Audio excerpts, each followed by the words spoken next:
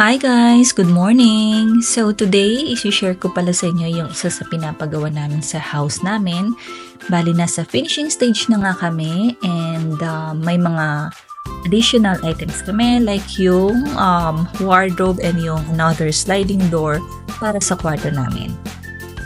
Ito yung current status ng house namin ngayon. So, yan yung TV wall. Yan yung ceiling made of PVC. Tapos, meron na ring sliding door sa bandang terrace. Nakakatuwa nga kasi kahit paano may view yung likuran ng bahay namin. Yan, may mga puno so nakaka-relax din siya. Ito pala yung unang peg ng wardrobe na gusto sana namin ipagawa. Modular cabinet siya, kaya lang parang hindi siya ganun ka-durable. So we decided na white aluminum na lang yung gamitin naming materials. Bale, ito yung wardrobe area natin, so wala pa siyang laman. Tapos dyan nga natin ipapa-install yung dalawang wardrobe cabinet. Dyan sa wall na yan. And also, nakuha namin contractor ang RSJ Glass and Aluminum ni Kuya Ramon Pangito. Siya yung owner. And ilalagay ko dito yung Facebook account niya and yung contact number niya. So just in case gusto nyo i-check yung mga gawa nila naman, then you can just visit their Facebook page. Nirecommend nga pala ng kumari ko yung RSJ Glass and Aluminum.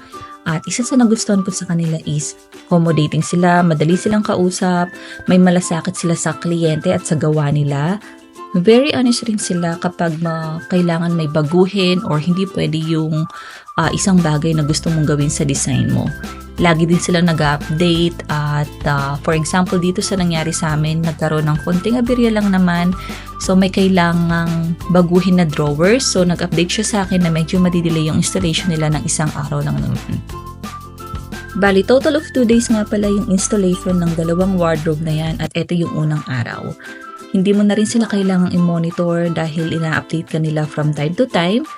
So, siguro bumisita lang ako ng 15 to 20 minutes sa site para makita kung may problema or kung meron pa akong gustong ipabago. At so far, satisfied naman kami sa resulta. Kami na nga pala yung bumili ng mga black handle na yan sa Shopee kasi very specific na gusto namin may touch of black yung wardrobe namin. Pinalagyan ko na rin ng lock yung ibang mga drawers para sa mas importanteng bagay na kailangan namin ilagay dyan.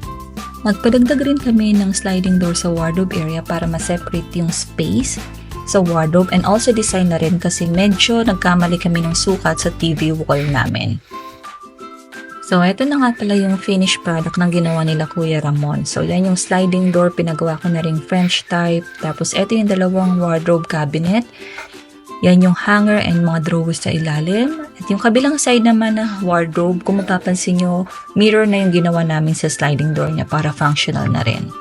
Mga additional shelves na nga rin para sa ibang items like folded clothes, additional drawers sa baba, and yung ibang items like bedsheet sa taas nga pala siya ilalagay. Additionally, swing door nga sana yung ipapagawa namin pero mas okay pala na sliding door na lang para ma-maximize rin yung space. Yun lang guys, and I hope nag-enjoy kayo sa panunood, lalo na yung mga nagpapagawa ng bahay dyan. Thank you so much and enjoy! Bye!